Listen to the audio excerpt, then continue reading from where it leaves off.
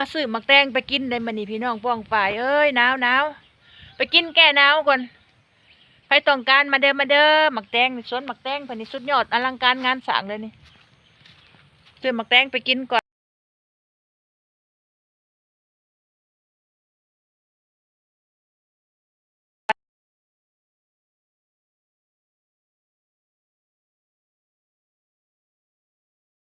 นะกำลังหมากเลยปลูกได้ปลูกดีวู้ยโพดซะ1 คู่ 2 3 4 5 6 7จะคู่ทั้งหมดนี่13มาแต่หมากตีคู่ติ่งคู่ง่าเลยหมักแตงขาวได้หน่วยขาวคิดอยากเอาหมักแตงไปกินก่อนมันนี่ป้า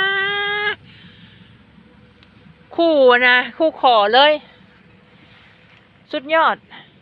เจ้าของสวนอยู่ไสเนาะอยู่บ่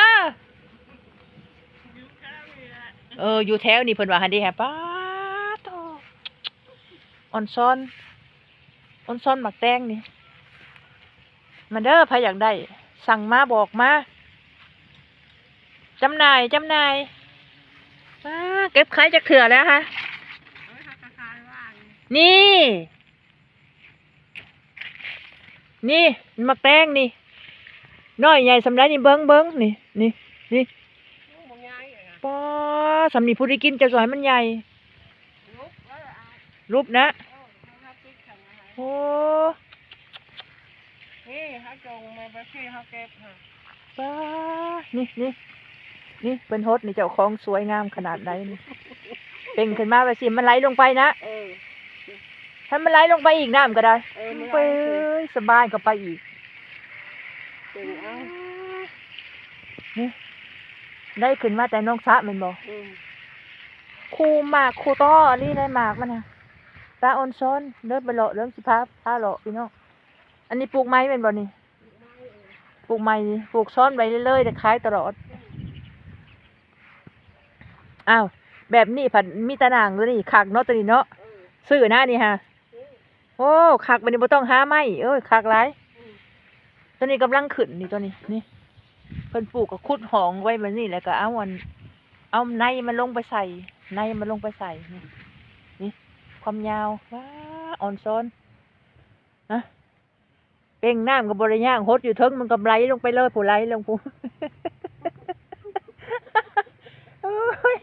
แบบนี้ก็มีฮดบักแตงโอ้ยก็หาก็เห็นนี่แหละ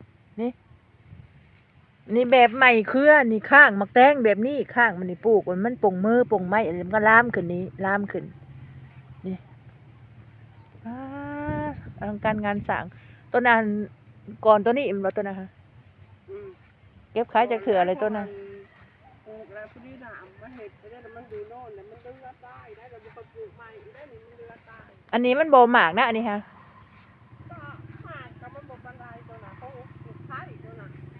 อันเด้นี่ก็หมากคือกันเดี๋ยวของลูกไผ่ของแม่ยาปลูกไผ่ปลูกมันในสวนอันเดียวนี่เก็บขายอยู่บ่บังดูบังหมากปลูกตู้ต้นอยู่พี่น้องรกเทะคอยปลูกคือบ่เห็นรกปะนี่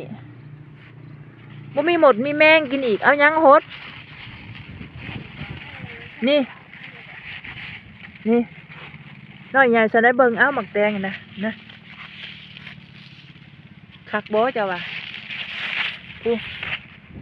ข้างมันถ่วมหัวเลยข้างมันน่ะเครือมันนะขึ้นถ่วมหัวเลยนี่เพิ่นฮดน้ำกับแบบนี้แหละน้ำก็ได้นะไหลกันไปเลย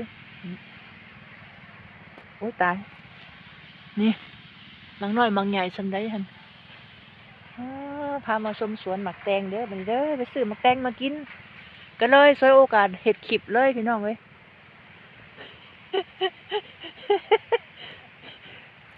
สวยโอกาสเห็ดขิบเลยมาซื้อหมักแตงมากินหนึ่งก็เบิ่งขน่อยเด้อชมขน่อยเด้อพี่น้องนี่น้อยใหญ่สำได้นี่เบิ่งหมักแตงนี่มีแต่พันธุ์ขาวได้หมักแตงบ่มีพันธุ์เขียวพันธุ์ขาวนี่มันแซ่บเนาะกรอบเนาะกลมกรอบดีพันธุ์ขาวนี่คู่ติ่งคู่งาเลยอ่อนซ้อน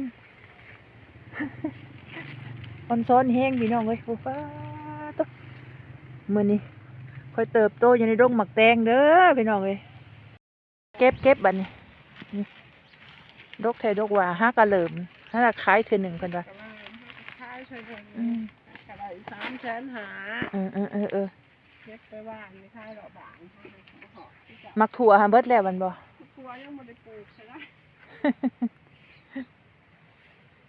ตำมักถั่วกรอบๆโอ้แซ่บ ครัวหาปลูกก็บ่ได้ปลูกมาแป้งก่อนแล้วก็มัน อืม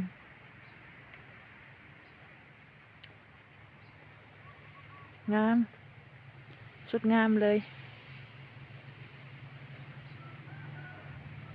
กินกับป่นกับแจ่วกับหยังก็ได้หมักแตงอ่ะแซ่บกัดกินละล่าก็แซ่บเพิ่นปลูกก็อยู่ทงนาพี่แหละเนาะนี่ทงนานี่ต่อไปก็น้องสะเนาะน้องสะใส่ใดขึ้นมา แต่ว่าทงนานี่แคมบ้านเนาะอันนี้เฮือนเพิ่นกำลังอันสร้างใหม่เฮือนนี่สร้างกันคล้ายหมักแตงได้สร้างเฮือนนี่ได้มันธรรมดาได้นี่นี่กำลังสร้าง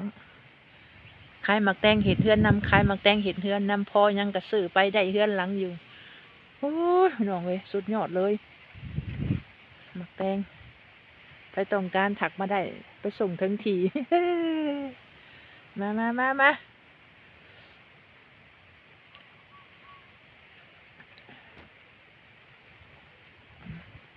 ข้างหมักแตงกันแบบใหม่นี่ติเจ้าเนาะคักอะลี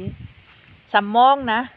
แต่มันป้ากับสำกระโต้คนน่ะมันถึกนี่นะป้าก็ได้ก็แบบนี้ เป็นก็แบบนี้เป็นกระเหน่งไปเลยโลดโอ้สุดยอดเลย